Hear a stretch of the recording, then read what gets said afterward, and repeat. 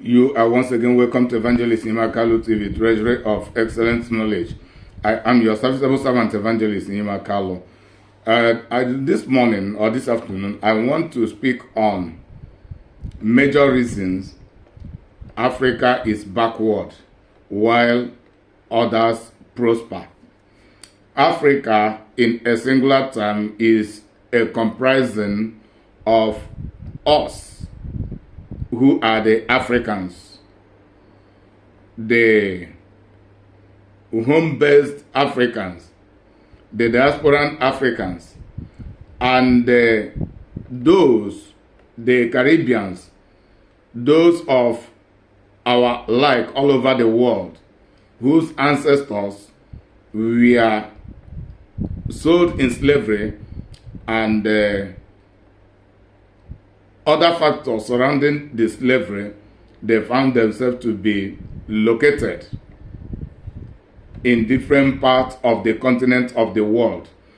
So I am talking about Africa as a continent comprising the people, the indigenous people, and the territory, and wherever our presence can be found, either by personal migration or by ancestral and slavery migration, whatsoever the case is. So it is about Africa being backward while others prosper. Others are the other continents, and the people of other continents, like in the continents of the world, we have Africa, we have Asia, we have Europe, we have North, South, and the Central America. Then I think we have what is called Australasia. I can't remember exactly that last one I've mentioned, but all of these people are sets of people making up continents. So we have the America continent, we have the Africa continent, we have the Europe continent, we have the Asia continent, we have the Australasia. Later I will go and check and know perfectly, but at least I have make it plain and comprehensible of the set of people I am talking that have their ubication in different places, territories known as continents, and we the Africans are one of them. Why is it that Africa is backward and other continents are prospering? I am not trying to say that other continents are perfect in prosperity and success or whatsoever. No, that is not the case. The case is that they are thriving far more than we Africans should be thriving. And it can absolutely be said that Africans are not thriving. I'm not talking about few individuals who are wealthy and legitimately. This is not what I'm talking about. I'm talking about collectivity. Africa as a collective entity. Why are we backward in comparison to others? Not in negative competition, but in self-evaluation, assessment. Why are we backward in knowledge? Is it academic knowledge? Is it technological knowledge? Is it financial education? Is it whatsoever? Is it social discipline? Is it whatever it is? Is it commerce and industry? We are backward compared to other continents. Some people may argue to say that a continent like Asia, it is only few countries that make the real wealth. Yes, that is true. But Asia as a whole, compared to Africa, they are better than us in terms of prosperity, because at least they have few countries that are competent in the global comparison or in the global stage, just like Japan, Japan, China, and Korea. These three countries among the Asia, including India of the recent time, these are people who have names in the world stage, they have names to at least to a meaningful significance. But none of the African countries has such a name in the global stage. It is only few of them, like the Burkina Faso, Mali, Niger Republic, which other one is the next? The four of the Sahel African countries. I made mention of Mali, Burkina Faso, Niger Republic, and which one is the next? I may remember, I may not remember, but there are four. That is not. So these are the people that have begun just to struggle, and this is just in the recent time, struggle to see the possibility of them breaking the yoke of absolute colonization. It does not mean that they have begun to become industrially and commercially independent, but they at least pushing. They are pushing to see the possibility of them breaking free. But Africa has the greatest rate of resources in terms of natural resources than human resources. But the problem is that our resources are raw material, including our human resources. They are still raw material, not refined, not developed. The typical example is that a country like Nigeria, permit me to use the word Nigeria, is a world recognized crude oil deposit and a supplier. Yet we don't refine the crude oil by ourselves. Nigerian system have not established crude oil refining factories, refineries that has lasted for consecutive 50 years or 60 years. Then, why was it that we were not able to discover all of the resources until the colonies came into us to be the one to begin to identify and begin to control us? As far as we are still under their control, we cannot prosper like them. So this is the fact. So anyway it is, in industry, in commerce, in politics, in education, in financial intelligence and financial management, infrastructural development, human capital development, we are backward compared to these other continents of the world. So I will not continue to explain on this. I've just built the preamble.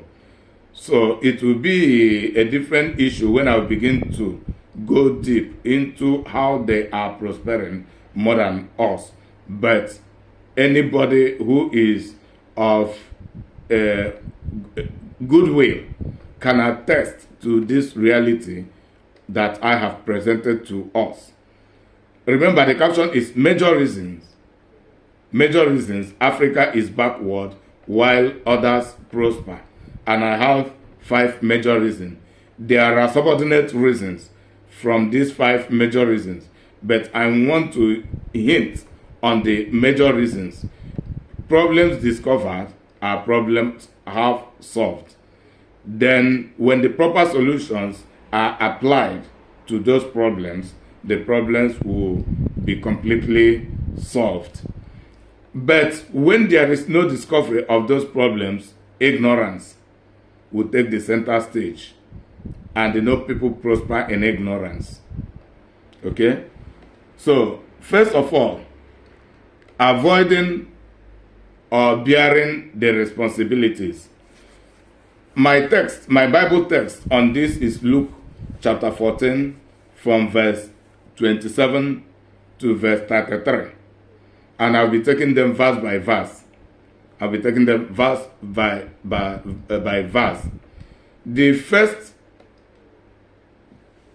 problem, the first reason Africa is backward while others prosper is avoiding or bearing the responsibility.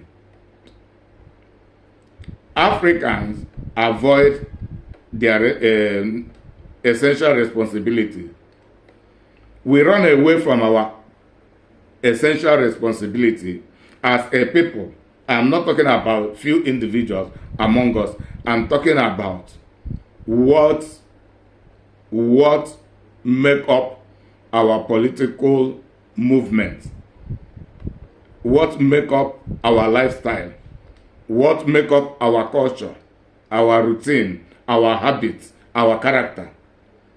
We try to run away from our essential responsibility. Verse 27. This is Jesus Christ speaking. Say, whoever does not bear his cross and come after me cannot be my disciple. So I am using the allegory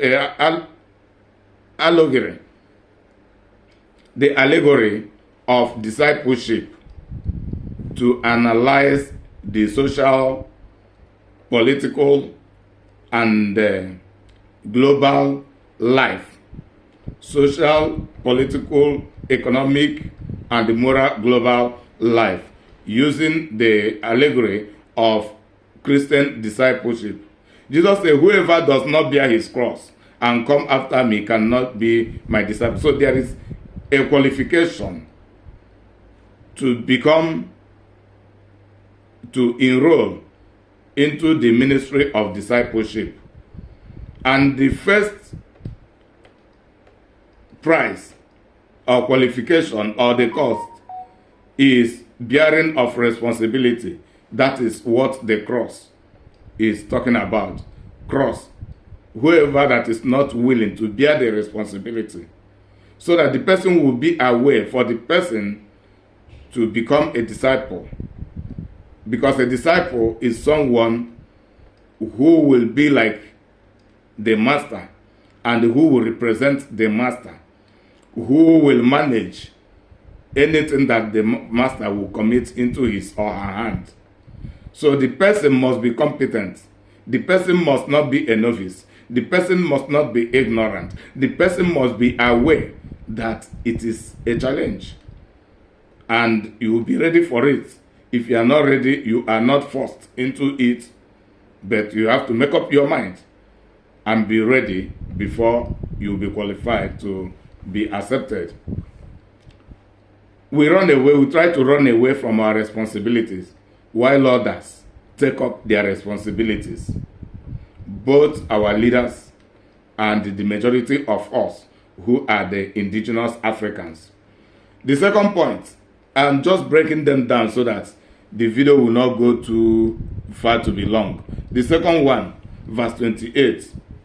For which of you, desiring to build a tower, does not first sit down and count the cost, whether he has enough to complete it? It's a question. Then, the second reason, planning or not planning. Jesus is talking about planning before execution.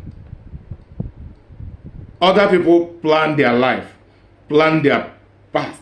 They planned their past. Most Africans never planned their past. They are planning, or maybe even in the past, they planned their present. We never planned our present.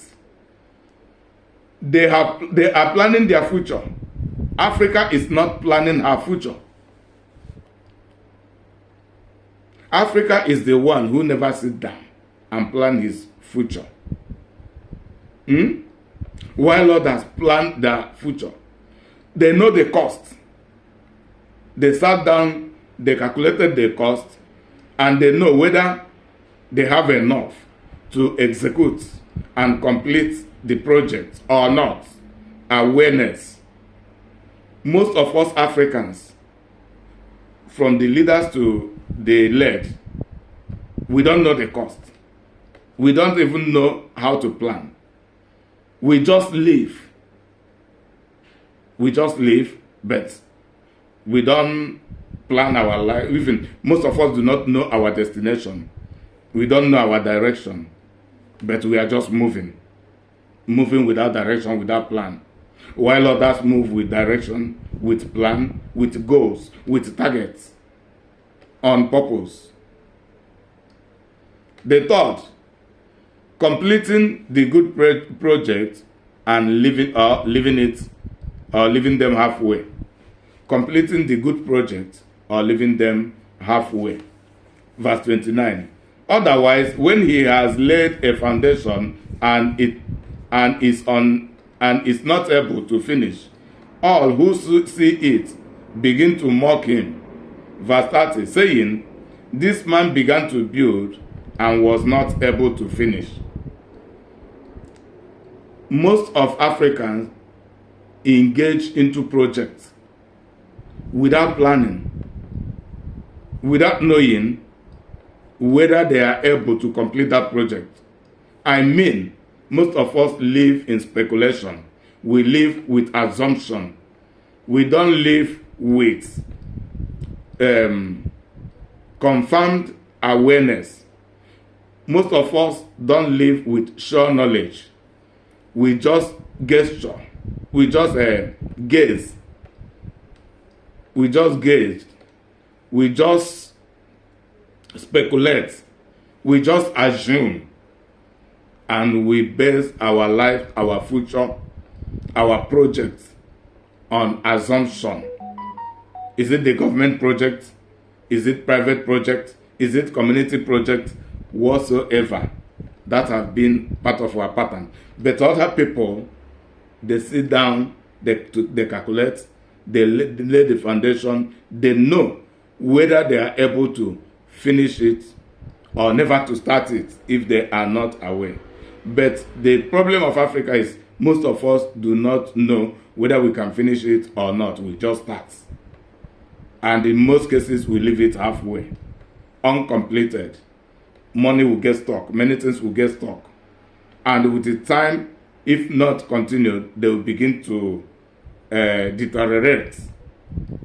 And the resources being invested into the project become wasted. While others, it is either they don't start it, then they use the same resources to start another thing they can finish in a smaller scale. But most Africans will start something in assumption without completing it. We get stuck in the process, and that is the definition of an average life of an African everywhere, both in home and in diaspora, everywhere around the world. The fourth, visionary or daft leadership. Visionary or daft leadership. Most of us Africans don't know the importance and the power of leadership, whether positively or negatively. But it is only us that do not know this. Other people around the world know this. So, leadership, when it is daft, being daft means lacking vision. Being daft means lacking discretion. Being daft means being irrational. Being daft means being frivolous. People, a set of leaders, leadership structure that have no vision, that have no concise and long-time planning, have no way to build a structure that will become leverages to the citizens to explore and to thrive in life. Leadership that has no plan for the continuity, for the progress of the country. They have no plan for a progressive succession. That is African leadership. Contrary to the leadership of other continents.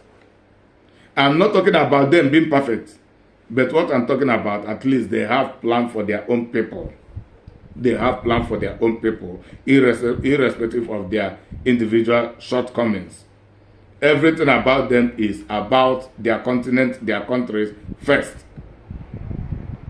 I'm not trying to be individualistic with countries. That is the reason I'm comprising them into continents. Then later on, I will continue, definitely I will continue in line relating to the issue of why Africa is backward, other people are progressing. Africa has a daft leadership structure. Leadership determines the progress or retrogression of any people. Progress, stagnation, or retrogression of any people is determined by the leadership they are subjected to. And the leadership of other countries are visionary. The leadership of Africa is daft. The fifth, which is the last at the moment but not the least, delayed or instant gratification. Okay, the fourth, I didn't read the Bible quotation. Let me read. Verse 31 and verse 32, it said, "Or what king, going out to encounter another king in war, will not sit down first and deliberate whether he is able with 10,000 to meet him who comes against him with 20,000. So I'm talking about 10,000 soldiers against 20,000 soldiers. Verse 32. "And if not, while the other is yet a great way off, he sends a delegation and asks for terms of peace." Visionary leadership. The war you want to engage into. Life is a matter of encountering challenges. Development is a matter of encountering challenges. Also, there is what is called international relationship. There is what is called diplomacy.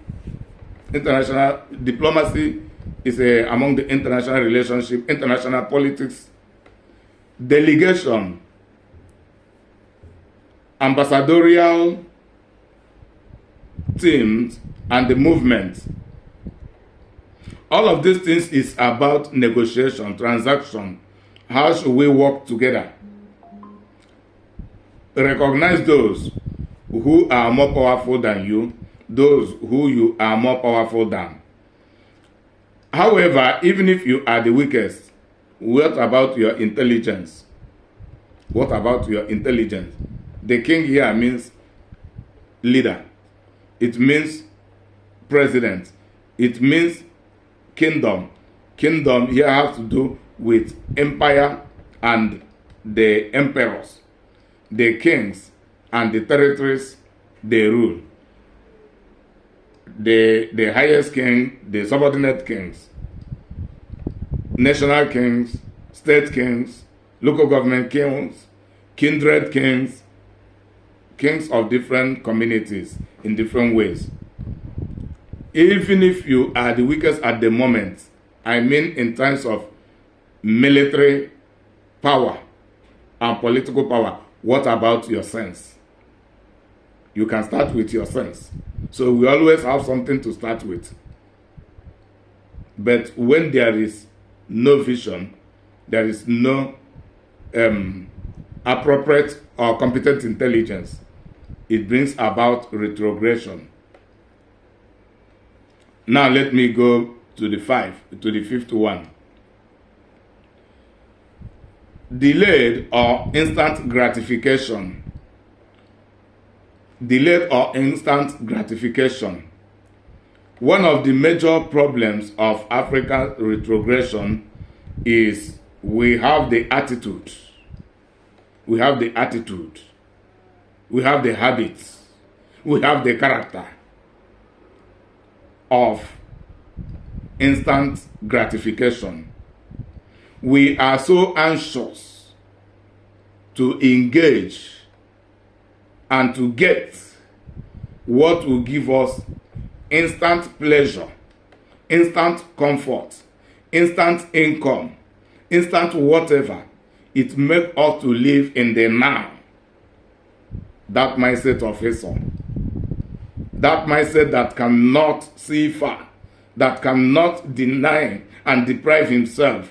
When we are talking about carrying of the cross, it is part of it. Self-denial, self-deprivation, depriving ourselves the immediate pleasures and comfort and whatever, so that we'll compound all of them together and build a greater magnitude of comfort, of pleasure, and whatsoever that will last longer and become more effective. This is one of the things other continents do that Africans don't do.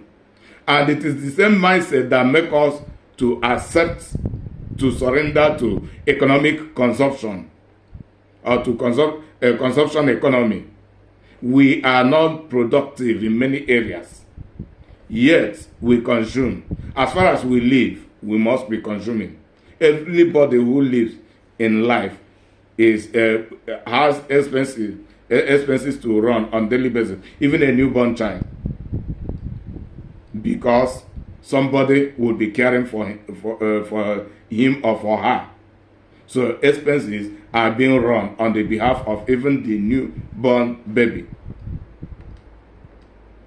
At least, even for up to 18 years, until even it may be even up to 40 years, until the person begins to do something and begin to take care of himself or herself. If not, the person will continue and to live at the expense of others, as a result of being eager for instant gratification. We don't follow delayed gratification while others follow delayed gratification. Verse 33.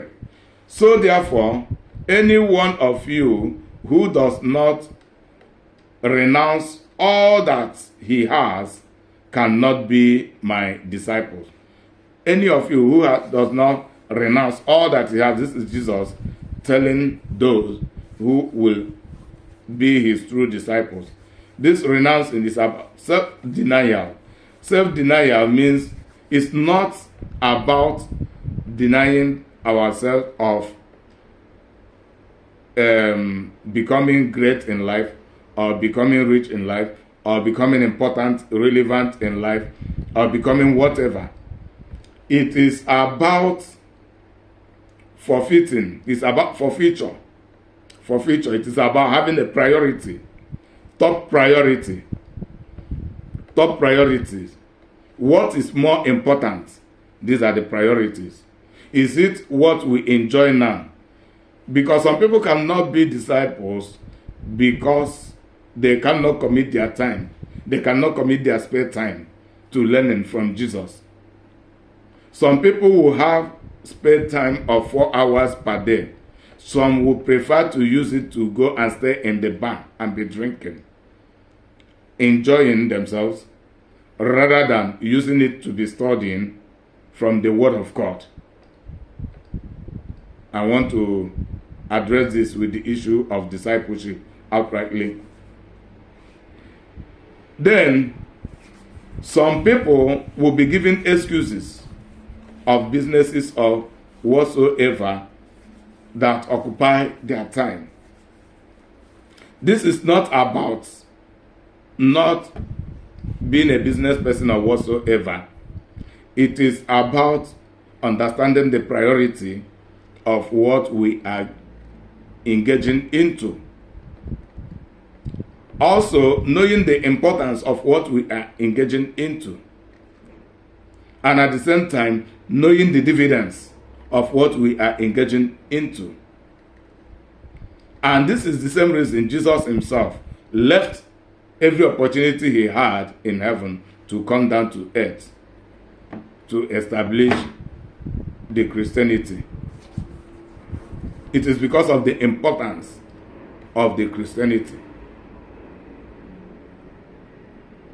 It is understanding this delayed gratification that made all of his disciples to comply, while the majority of the people left him. Yet they never lost anything for complying. We can still talk about them since after 2,000 years.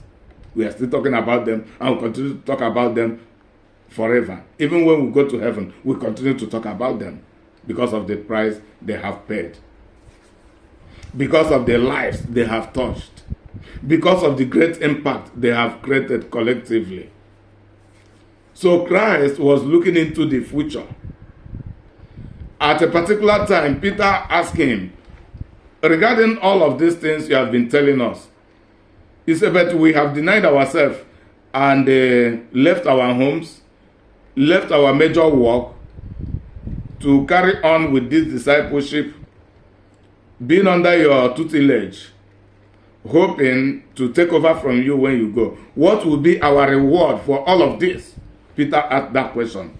Jesus began to narrate. He said, whosoever that have left father, mother, and all of these things, whosoever that have left the instant gratification of all dimension to become his disciples for his sake, for the sake of Christ and for the sake of the gospel.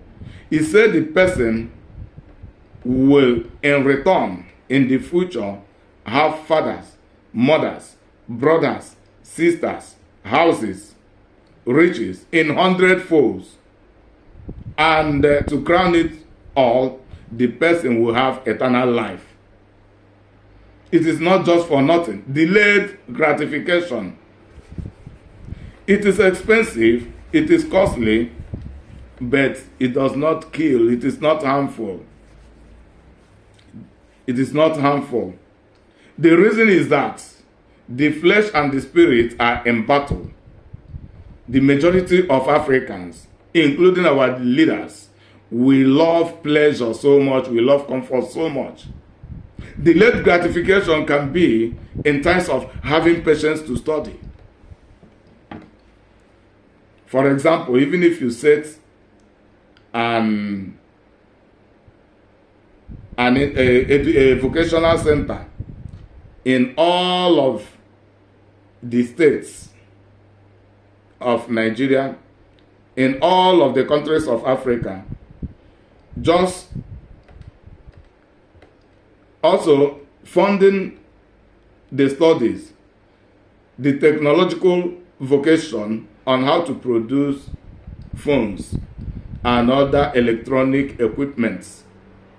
And anybody who will graduate in that school will become productive if the person will pass well. And that study will take each person 12 years, starting from now. Let me say, like, we are the senior generations at the moment. My generation are the senior brothers. Let me not use the word the senior citizens. We are the senior brothers or the senior sons and daughters. What about the younger ones? Let me say, if we want to plan for the next 15 years, and this kind of vision is being accepted and being initiated, collect all of the younger generations who are 18 years old, 20 years old, 25 years old, put all of them together and make the number and put them into these schools. At least those at 25 will become 37 after their graduation. That is, let the government now realize themselves and begin to sponsor this kind of vision, this kind of project. Provide them with accommodation, provide them with food, provide them with clothing, medication, anything they will need to live with until after that 12 years. And by that 12 years, they become professionals. so that the industries will be built. Immediately they reach to 10 years, 11 years in the study, the industries will be established. At the end of their graduation, they will begin to execute what they have learned. Or even there may be foreign professionals who will start the work and begin to engage them, and they will begin to become competent, while the foreign professionals will be on contracts. As far as our own people begin to graduate, their contract will be finishing. It is a strategy. It's a strategy. But what I want to hit here, the point I want to hit here, instant gratification will not allow the majority of these young Africans even to stand for that education. Some of them will be competing with their friends who are riding cars right now, who have begun to build houses right now, who have begun to get married right now. All these things will become a trouble to them. I'm saying it in a state that this thing will deprive them of getting married for the next 12 years. After all, the 25 years old man in the next 12 years will become 37 years, of which it is that is sacrifice. Somebody can tell himself, okay, let me sacrifice, let me not marry until then. But by then, when they will begin to manifest, the whole 12 years, other people who have been trading and working in different ways, all of the money these people had made within that 12 years, these technologies can still make the same amount of money within 2 years. But instant gratification will not allow them to endure this study. There are people who cannot be patient to stress their brains to learn. They will want to settle at mediocrity because they don't want to stress themselves. Learning is difficult. But some people, those who will go for delayed gratification, will endure to learn. Learning is difficult, but it is not murderous. Delayed gratification, instant gratification. Our leaders have the problem of instant gratification. The majority of the African citizens have the problem of instant gratification. But the majority of the indigenous and the citizens of other continents, they embrace the delayed gratification. Even in their educational system, it is always about delayed gratification. And that is the reason the quality and the line of their education is different from what we are being given to in Africa as academic and vocational education. Most of these people have what I would call